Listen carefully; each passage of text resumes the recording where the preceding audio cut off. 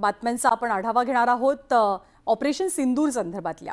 पाकिस्तानच्या उच्चायुक्तालयातील दानिशनं अतिशय चाणाक्ष पद्धतीनं भारतामध्ये हेरगिरीचं जाळं विणलेलं होतं आणि यूट्यूबर ज्योती मल्होत्रापासून ते गजाला खातूपर्यंत त्यानं अनेकांना आपल्या गळाला लावलं आणि भारतीय लष्करासह इतर भागांची संवेदनशील माहिती मिळवली। पण भारताच्या ऑपरेशन मीर जाफरनं पाकिस्तानचं हेरगिरीचं हे नेटवर्क पूर्णपणे उद्ध्वस्त केलंय। हेरगिरीचं हे नेटवर्क कसं उद्ध्वस्त झालं त्याची संपूर्ण कहाणी आता पुढे येते। दरम्यान पाकिस्तानच्या नापाक हेरगिरीचं हे नेटवर्क कसं काम करायचं, ते कसं चालवलं जात होतं त्याची माहिती आपण जाणून घेऊयात की हे नेटवर्क हेरगिरीचं नेमकं काम कसं करायचं। ते हेरगिरीचं हे नेटवर्क काहीसं असं होतं। यूट्यूब, इंस्टाग्राम आणि व्हॉट्सॲप ग्रुपचा जो वापर आहे तो अर्थातच हेरगिरीसाठी केला जायचा।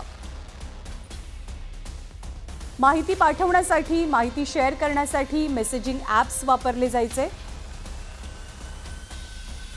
त्याचबरोबर पाकिस्तानच्या हँडलर्सला भेटण्यासाठी एक खास निशाण किंवा एखादं चिन्ह आहे ते निश्चित केलं जायचं।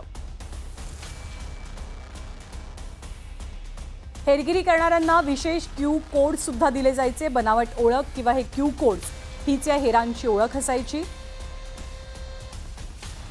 आणि बातचीत गुप्त ठेवण्यासाठी खास पद्धतीचा वापर व्हायचा, कारण क्यू कोड्स अस्तित्वात असायचे आणि याच क्यू कोड्सच्या माध्यमातून ही हेरगिरी केली जायची किंवा संवाद साधला जायचा। पैशांचा वापर केला जायचा। पैसे हे UPI आणि पेटीएमच्या माध्यमातून पाठवले जायचे अशी माहिती आहे आणि एकदम मोठ्या रकमेची ट्रान्झॅक्शन्स केली जायची नाहीत, कारण कुणाला तरी संशय येईल मोठ्या प्रमाणात रक्कम ट्रान्सफर झाली तर, त्यामुळे कमी रकमेची ट्रान्झॅक्शन्स, कमी रकमेचे व्यवहार केले जायचे आणि काही बँक खात्यांची ट्रान्झॅक्शन, काही बँक खात्यांचे व्यवहार या सगळ्या ऑपरेशन मीर जाफरच्या दरम्यान उजेडात आल्यात, उघडकीस आलेल्या आहेत।